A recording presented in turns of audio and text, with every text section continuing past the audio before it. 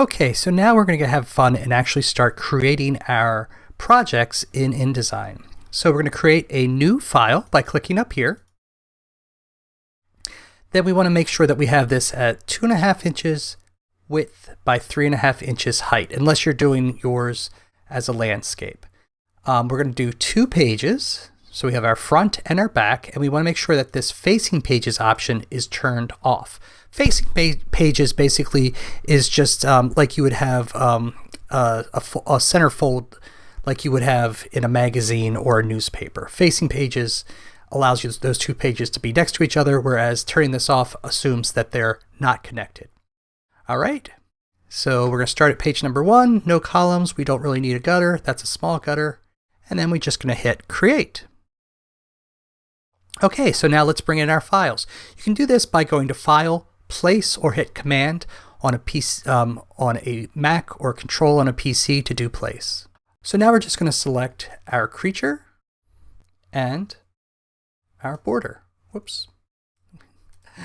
Creature, hold down Command, and our border. Those are the 2 things we want. Hitting open. So now I'm just going to stretch this out to the size that we want this to be. There's our border, and then you can see here, because I selected more than one, I've got my guy right there. Let's just drag him over to center him just a little bit.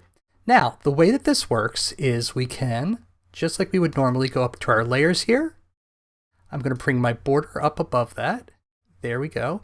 And I think I might want to shrink him down just a little bit. So I'm going to select this guy right here, click, Command. Now here's one of the things that you might run into. If I just select this and drag, and this is something I mess up all the time, instead of resizing things, it's defaulting to scale. So this is something a little bit different from InDesign or Illustrator.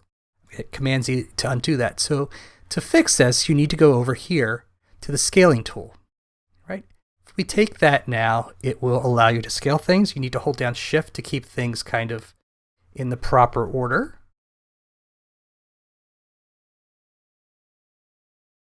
There we go.